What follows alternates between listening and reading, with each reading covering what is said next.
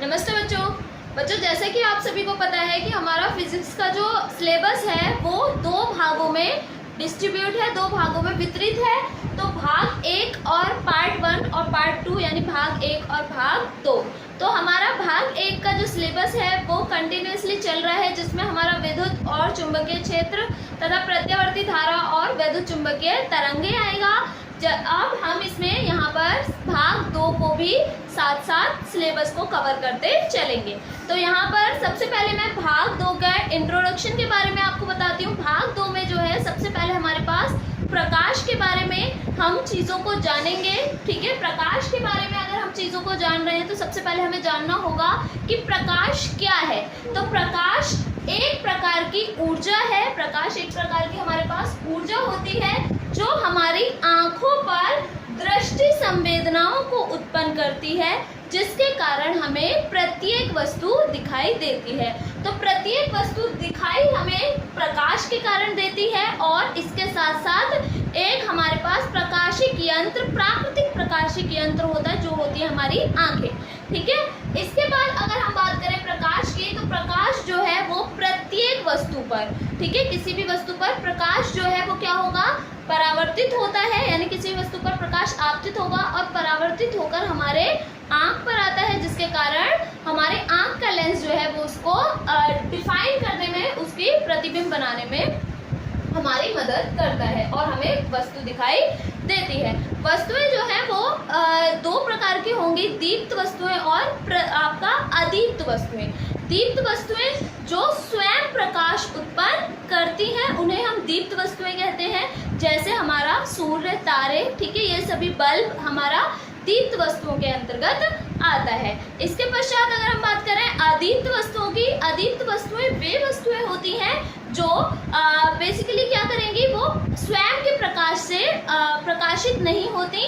तो जैसे हमारे पास चंद्रमा, पेड़ पौधे हम कह सकते हैं, ये सभी मेज, कुर्सी, ये सभी क्या है हमारे पास अदीप्त वस्तुएं कहलाती हैं। अब प्रकाश की जो व्यवहार है, व्यवहार में प्रकाश जो है वो अलग अलग कंडीशंस को जो है वो प्रदर्शित करता है। यहाँ पर हम सेकंड बुक में प्रकाश के प्रत्येक व्यवहार के बारे में जानेंगे, जिसमें प्रकाश का परावर्तन, अपवर्तन, विवर्तन, व्यतिकरण, ध्रुवण सभी चीज़ें इंक्लूडेड होती हैं, यानी सभी चीज़ें सम्मिलित होती हैं। तो यहाँ पर हम स्टार्ट करेंगे सबसे पहले प्रकाश के परावर्तन को जानना। तो प्रकाश का परावर्तन हमारा क्या होता है बच्चों, जब प्रकाश किसी चिकने पृष्ठ पर, तो जब प्रकाश किसी पॉलिशदार पृष्ठ कह सकते हो या चिकना पृष्ठ, चिकना तल से टकराकर वापस उसी माध्यम में लौट आता है, तो ये जो क्रिया है वो हमारी क्या कहलाती है, प्रकाश का परावर्तन कहलाती है। तो जैसे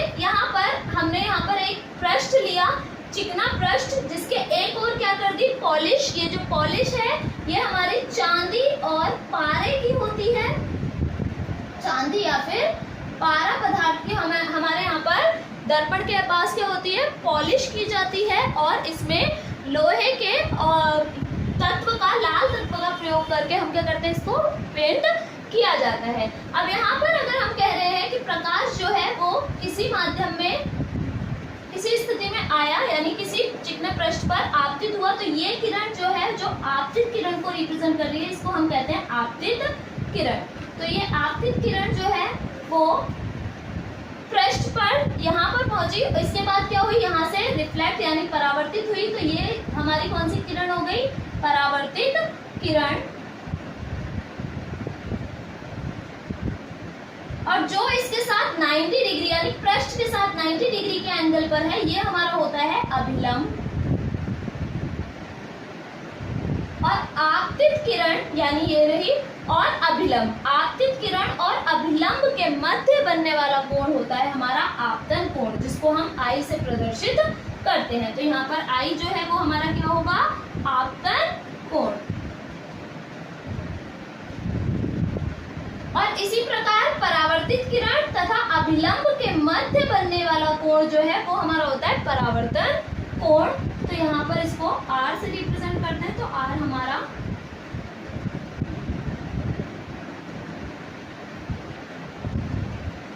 परावर्तन कोण कहलाता है। हम यहाँ पर परावर्तन के जानने के बाद, परावर्तन की डेफिनेशंस को जानने के बाद परावर्तन के नियमों के बारे में जानेंगे।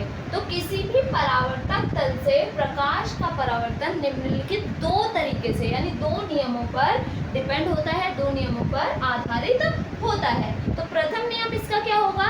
आपतित किरण, परावर्तित किरण तथा आपतन बिंदु पर अभिलंब तीनों एक ही तल में होंगे।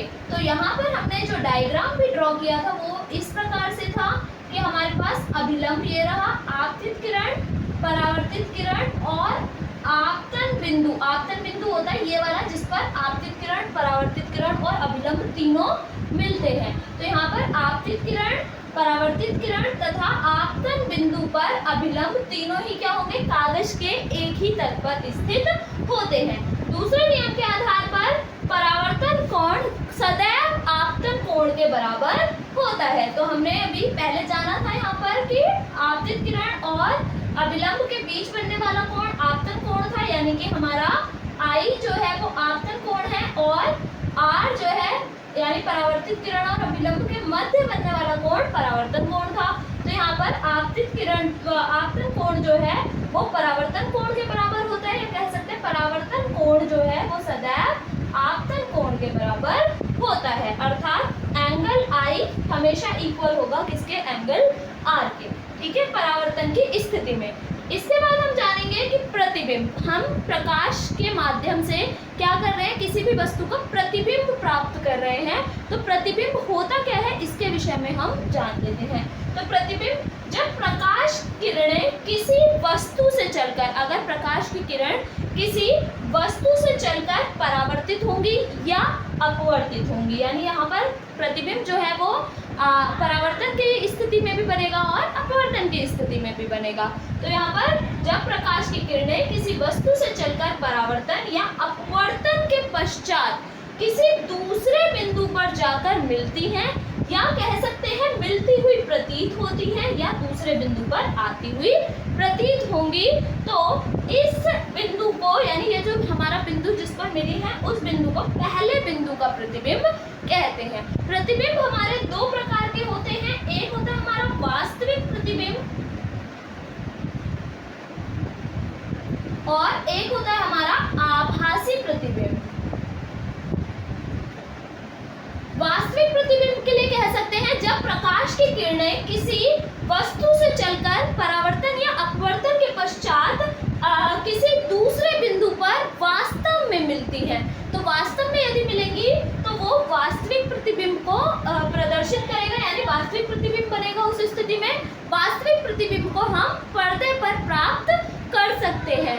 ठीक है, इसके बाद अगर हम आभासी प्रतिबिंब की बात करें तो आभासी प्रतिबिंब के केस में प्रकाश की किरण अगर किसी वस्तु से चलकर परावर्तन या अपवर्तन के पश्चात दूसरे बिंदु पर आती हुई प्रतीत होती है, यानी प्रतिबिंब जो है वो वास्तव रूप से नहीं बन रहा, केवल आती हुई हमें कंडीशन प्रतीत होगी, तो इस अवस्था में जो प्रतिबिंब बनेगा वो कैसा होगा? आभासी प्रतिबिंब। आभासी प्रतिबिंब को हम पर्दे पर प्राप्त नहीं कर सकते। इसके बाद हम जानेंगे दर्पण के बारे में, क्योंकि प्रतिबिंब जो है वो दर्पण या लेंस के द्वारा बनाए जाते हैं। तो यहाँ पर सबसे पहले हम दर्पण के बारे में जानेंगे, क्योंकि हम परावर्तन के विषय में डिस्कस कर रहे हैं। तो यहाँ पर दर्पण क्या होगा? किसी चिकने पृष्ठ जैसे कांच की प्लेट, तो कोई भी एक चिकना पृष्ठ क्या हो सकता है? कांच की प्लेट पर पारे या चांदी की पॉलिश करके उसके ऊपर लोहे के लाल ऑक्साइड यानी लोहे के हम ऑक्साइड के लाल रंग का पेंट कर देने पर दूसरी ओर का पृष्ठ परावर्तक पृष्ठ बन जाता है, परावर्तक तल बन जाता है। ये परावर्तक पृष्ठ ही दर्पण कहलाता है। या हम ये कह सकते हैं कि किसी चिकने पृष्ठ के यदि हम एक और पॉलिश कर दें तो वो हमारा दर्पण कहलाएगा। तो यहाँ पर जो दर्पण के प्रकार हैं, दर्पण दो प्रकार के होते हैं।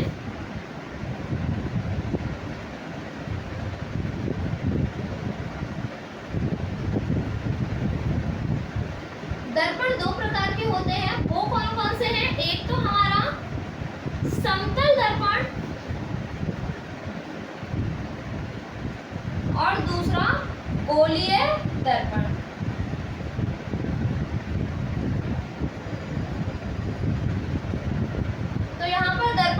प्रकार हो गए, समतल और गोलीय। और गोलीय दर्पण भी दो प्रकार के होते हैं, जो कि होते हैं उत्तल और अवतल। तो यहाँ पर अगर हम बात करें समतल दर्पण की, तो समतल दर्पण कैसा होता है कि कांच की एक प्लेट, ठीक है, तो कांच की किसी प्लेट के एक और पॉलिश कर देने पे, एक और अगर पॉलिशदार हो जाता है तो यह समतल दर्पण कहलाता है। और जिस ओर हम देखते हैं, यानी जिस ओर से हमें प्रतिबिंब मिल रहा है, परावर्तित हो रही है किरणें, उसको हम परावर्तक पृष्ठ कहते हैं, यानी पॉलिश के अपोजिट वाले हिस्से को हम परावर्तक पृष्ठ कहेंगे।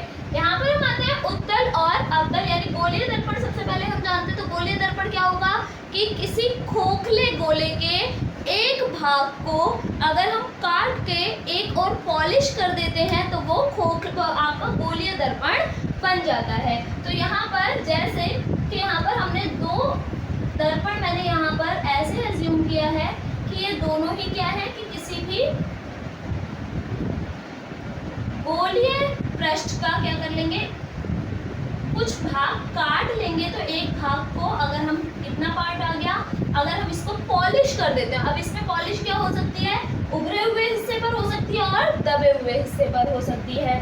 तो यदि इसके दबे हुए हिस्से पर पॉलिश हो जाए और उभरा हुआ भाग क्या हो, परावर्तक पृष्ठ हो, ठीक है, तो गोलीय दर्पण के यदि उभरा हुआ भाग परावर्तक पृष्ठ तथा दबे हुए भाग पर पॉलिश कर दी जाए तो वह उत्तल दर्पण बन जाता है। और इसी प्रकार से यदि इसके उभरे हुए हिस्से पर पॉलिश कर दी जाए और दबे हुए पृष्ठ को हम परावर्तक पृष्ठ मान लें या परावर्तक तल मान ले, तो इस अवस्था में जो ये हमारे पास दर्पण मिलेगा वो हमारा कौन सा होगा, अवतल दर्पण होगा। आज हम दर्पणों से संबंधित यानी गोलीय दर्पण से संबंधित परिभाषाओं के बारे में जानेंगे। तो सबसे पहले यहाँ पर मैं एक अवतल दर्पण ले लेती हूँ। हम उत्तल दर्पण भी ले सकते हैं, ठीक है, लेकिन मैंने यहाँ अवतल लिया हुआ है। तो सबसे पहला हमारे पास आता है ध्रुव। ध्रुव क्या होता है, इसको हम P से प्रदर्शित करते हैं, पोल कहा जाता है।